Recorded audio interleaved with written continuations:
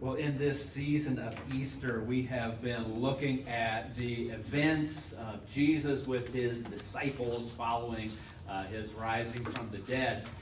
And what we have learned from these events so far is that God, for one, God can handle your tough questions, even your doubts, just like he did with Thomas. We have learned that Jesus died literally in your place. Just as he died in Barabbas' place, Jesus died in your place, taking on really what all of us deserve. We also have learned that in life, we are going to face fear, but you do not have to be filled with fear. And last week, we saw that with Jesus, failure is not the end. With Jesus, there is always a second chance. Now, for today, what I want us to consider is, what does Jesus, raising from the dead, say about the reality of suffering in your life? And suffering is something that everybody deals with, to some degree or another. I mean, some people obviously more than others, but suffering is a universal human experience. It is also a massive subject, and there is no way I'm going to cover every possibility that could be talked about on the subject, although I will do my best to cover a lot of territory here this morning.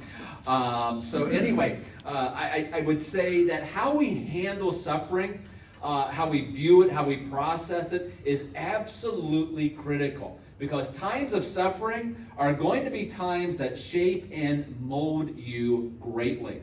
Like it or not, it is going to have a big impact on you. And so the way that you process it is going to determine whether or not it shapes you for good or for ill. I mean, it's going to do one or the other. And it really comes down to, how do we handle it? And this is one reason why we need to have a biblical understanding of suffering. All right? There's lots of understandings of suffering in the world and how we look at it. But we need a biblical understanding of suffering. We need it for our own good. Another reason that we need a biblical understanding of suffering is because, and we talk about this a lot, if you're going to be going out and meeting new people, okay, getting to know people for the sake of offering Jesus to them, you're going to first build relationship with them, okay? But you want to be able to offer Jesus through that. If you're going to do that, you are going to meet people who are suffering, because there's a lot of suffering in the world. And so we've got to have some sense of how to make some sense out of what is happening in the world. That being the reality of suffering. And I think Christians, a lot of times, when it comes to having faith conversations with people who are maybe nominal believers or seekers, or maybe not believers at all, people who aren't in typical church, Christians fear getting questions that they can't answer. They're getting stumped. It's like, oh man, what would I say to this question or that question? Now, okay, you can't be prepared for every possible question that's going to come at you, but I would recommend this. You should have something in your mind on that subject right there, because odds are, again, if you're talking with people out there and you're building, again, those relationships, you have faith conversations with people, probably the topic of suffering is going to come up. There's a good chance for that. So, again, good reason why we need to have a good, solid, biblical understanding of faith, or of suffering. So, for starters here, on working on this, I want you to think about three things. And the first one is this here. What is your general view of suffering? All right? What is the cause or the causes of suffering? And then in the face of suffering, what do you do about it? Okay? How do you respond to that suffering? And then once you do that, what's the result? What do you get out of that? So I want you, in your mind to be kind of forming, your responses to that. You might be able to come up with that pretty quickly. Maybe you need to just be processing that in the back of your mind as we go, which that is okay. Okay, so that's just one of three things I want you thinking about here this morning. The second thing I want you thinking about is, what is the purpose of your life? Okay, so you get, 60, 70, 80, maybe 100 years on this earth. What is the purpose of it? Why are you here? Now, as you think about your answer to that, I don't want you to just simply give what you think is the right answer, all right? I want you to really think about your life and your choices and what you do and what that really believes about what you really think the purpose of your life is. So, what is the purpose of your life? These are not easy questions, are they? I mean, this is kind of challenging here this morning. Okay, so the third thing I want you to be thinking about, it's a little bit easier, all right? So, what are some things that you have heard about suffering that you disagree with? Or maybe at least question. And there are lots of ways in the world, like I've said, to view suffering. There's lots of philosophies, ideas about it. So what are some ideas that you have heard that you disagree with? I'm going to give you an example here. This was a few months ago, I was helping someone through a difficult situation. And this is someone that really knew that I had gotten to know, I had met, actually through the county fair. And so just helping this individual through a very difficult time, and I was, doing some relationship building there, talking about Jesus, through that. And when in the midst of talking about this difficult situation that she was in, she says to me, we were talking about the why question. The why questions always come up, but in the midst of that, she said to me, someone said to me a few days ago that God gives the most difficult challenges to his strongest warriors. And I'm thinking, I'm not sure how I feel about that. And I'm actually kind of leaning away from that idea. And before I could say anything, she says, "When did I sign up for that?" And I'm like, yes, there you go. I'm with you on that. So again, so many ideas out there about how you handle suffering that again we might not agree with or feel comfortable with. And some of those ideas get Christianized. All right, and I'll just give you one example. You've all heard it before. You didn't have enough faith. And wow, boy, we got some response out of that. Okay, So I mean, that is, oh wow. I mean, I know people who have walked away from the faith altogether because that was told to them. You didn't have enough faith. And it's like, ooh, boy. I mean, that, and I'm going to tell you, again, if you are encountering people out there, you are going to run into that eventually, all right? So, all these ideas out there in the world. Now, on the subject of suffering, I have been reading a book by Tim Keller. Of course, I'm reading Tim Keller. I love Tim Keller. But the title is Walking with God Through Pain and Suffering. Very down to earth and yet profound, as he typically is, or was, hate to say it that way.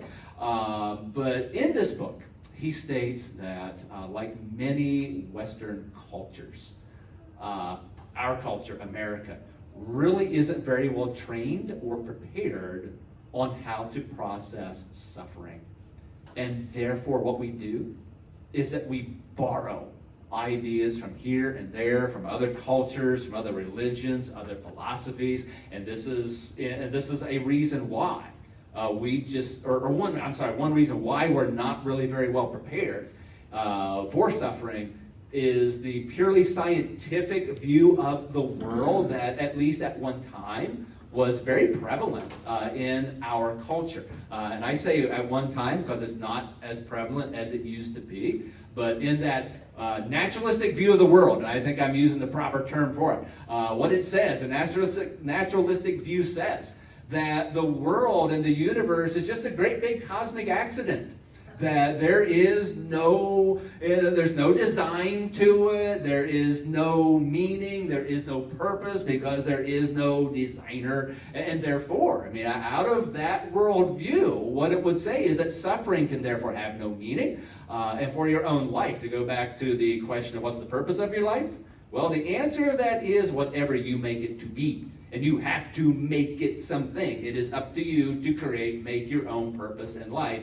Interestingly enough, in a world that has a habit of taking it away from you, all right? So that's one of the many flaws of that worldview. Other flaws being, it is bitterly cold, man. I mean, that is cold, stark view of the world, very detached from our humanity. And that's really one of the reasons why it's not working. That worldview is actually losing ground in this world, because there is something deep within the human soul that says, man, that absolutely cannot be true. And I think that is how God made us to be, that there's something within us that says, man, I was made for more than that. And so again, that worldview is really losing ground. 100 years ago, people in that worldview thought that by 2025, religion would be gone from the world. But man, here we are. And really, the fact is that religion in general, globally, is on the increase. So really, that naturalistic view has lost. A problem, though, in our culture is that Christianity has been falling behind, losing ground. And so with that, again, people are lost. And that's why people are borrowing from so many other ideas in the world. So as I think about that, you can see that Satan has really had a very multi-pronged attack against our culture for a long time. Tearing down Christianity, given anything else besides that's leaving us longing. And so we, again, as the church, we need to be people who are ready to deal with the subject of suffering. We need to be ready to talk about it. More than that, we need to be ready to care for people who are going through suffering. And there is so much of this subject in the Bible. You know, the Bible does not hide the subject of suffering. You know, cover to cover in that there is suffering all the way through it. The Bible does not sugarcoat anything, does not hide anything. It is all about that subject. And because of that, I could talk all day about, what is the biblical understanding of suffering. Rather than trying to do that, I am going to limit myself to, again, what does the death and resurrection of Jesus Christ specifically have to say about suffering. So let's unpack that a little bit. So one key point is this. The world threw its worst at Jesus, and Jesus overcame. I mean, think about what he went through. I think Jesus went through everything that we could humanly possibly go through. Jesus was arrested, for no good reason. He was an innocent guy, all right? Innocent guy, and not just innocent, but good, all right? I mean, this was the best of people, and this guy was arrested and wrongly crucified. I mean, you think about our world today. There's a lot of people in our world that will look at situations where innocent people suffer and say, dang, there is something wrong with that. Again, you talk to people in the world out there, you are going to hear this. You're going to hear Christians even struggle with, man, why do innocent people, why do good people suffer? It really shouldn't be that way. I mean, golly, if a bad person suffers, okay, well, that's fine. That's the way it should be. I mean, particularly if they're less than me, because that's like the dividing line. I mean, good things happen to me, the people lesser, okay, fine. Bad things happen to bad people. And honestly, what that is karma. And do not underestimate how pervasive the idea of karma is in this culture. It is one of those ideas that people have really latched onto, and I will tell you, karma is not Christianity. I could have a whole sermon just on that right there. Basically, Christianity is not about you getting what you deserve, all right? And that's what karma is, all right? I mean, that's a long sermon, very short. But Christianity is not karma. But you're going to find that idea out there. But again, a good person here is suffering. People don't like to see that, but that's exactly what happens to Jesus. An innocent person, the best of people, suffered and was killed. Jesus went through a kangaroo court.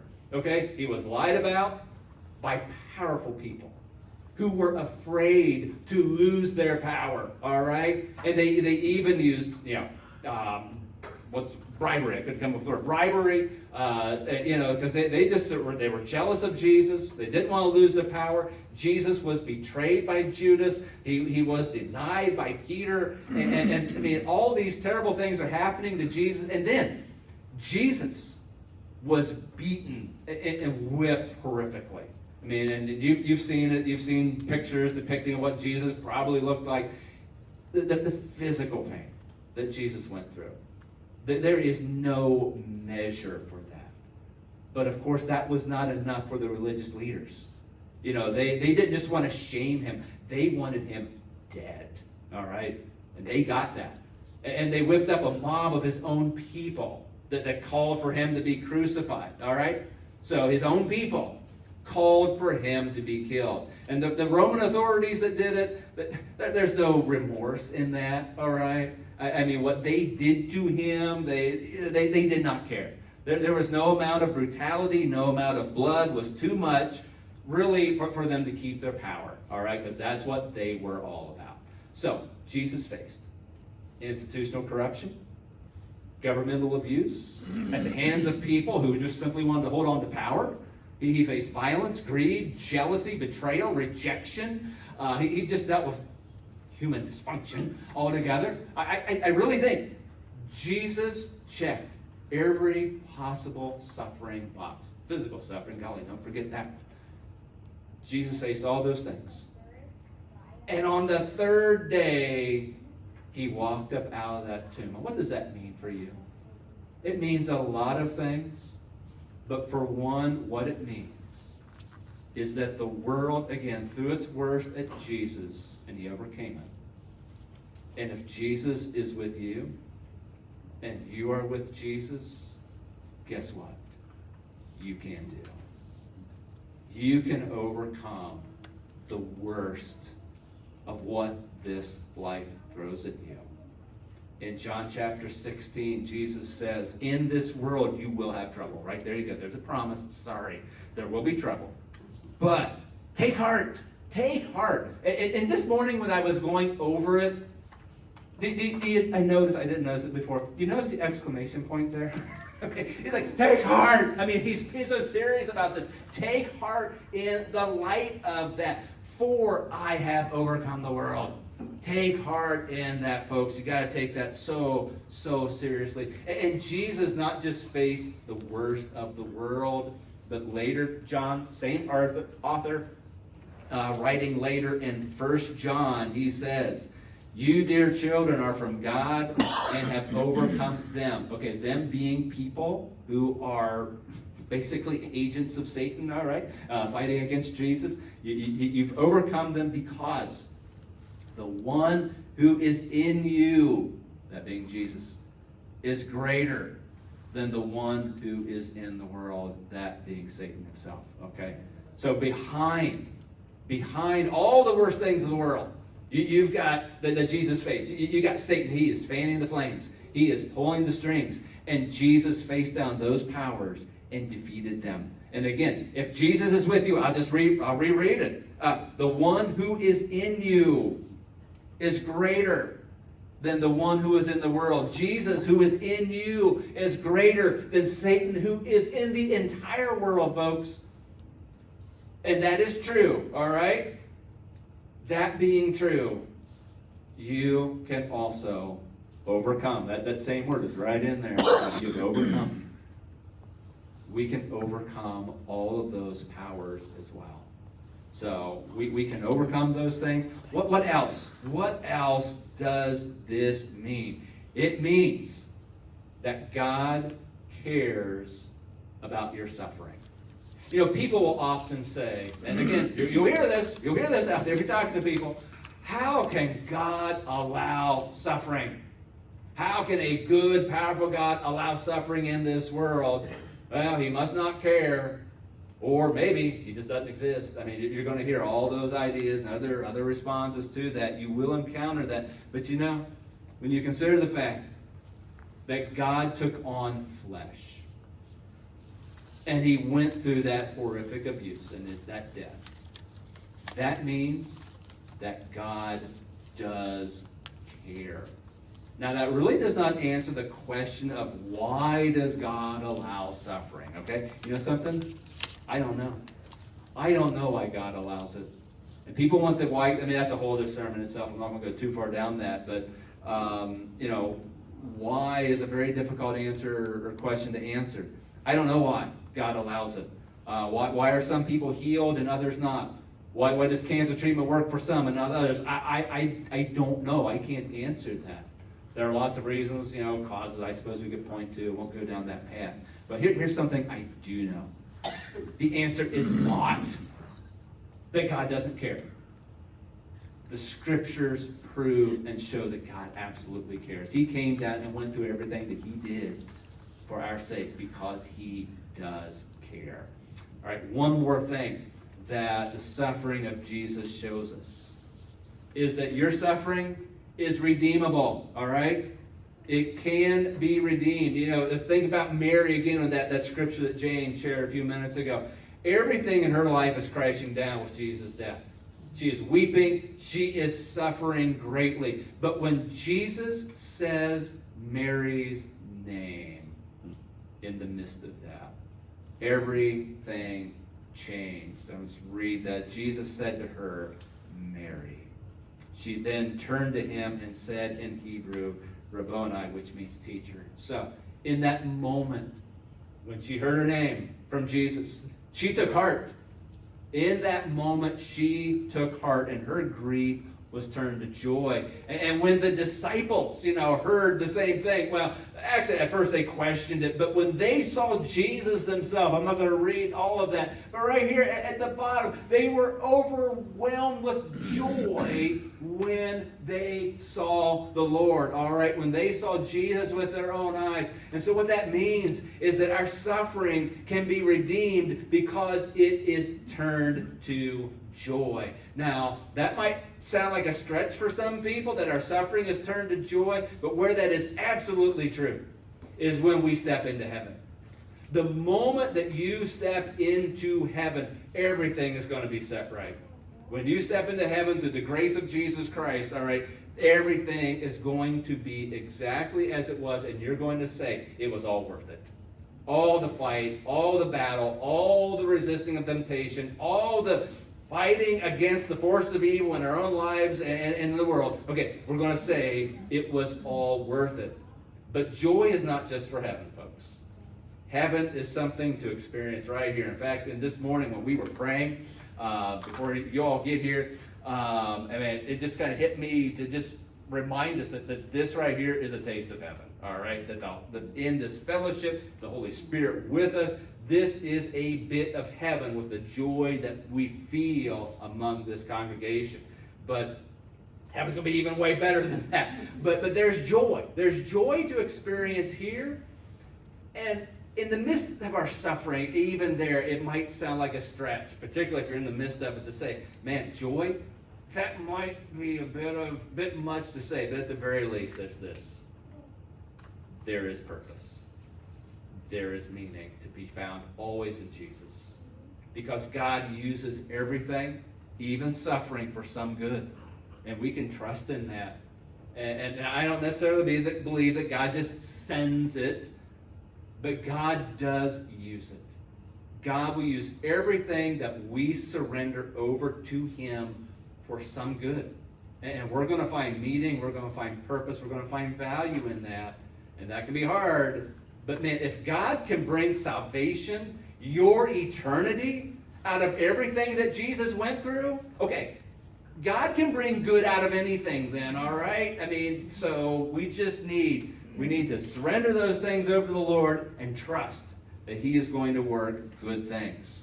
I am going to go back to those questions I started with. So, keep thinking about this. What is your view of suffering? What causes it? which we didn't talk a whole lot about, but how do you respond to it? We talked more about that. How do you respond to it, and what do you get out of that? Okay, we need to have some understanding of what that is for us. Now, that question of what is our purpose in life? Okay, I know I wasn't going to get to all of it today. I didn't even prepare for it, but next week it does fit. So we will get to that question next week. Keep working on this. And our closing hymn for this morning, I thought very fitting. We're going to sing "It Is Well With My Soul" in good times and bad. So let's stand. Let Ted get the computer back. And let's stand, and we're going to sing our last hymn.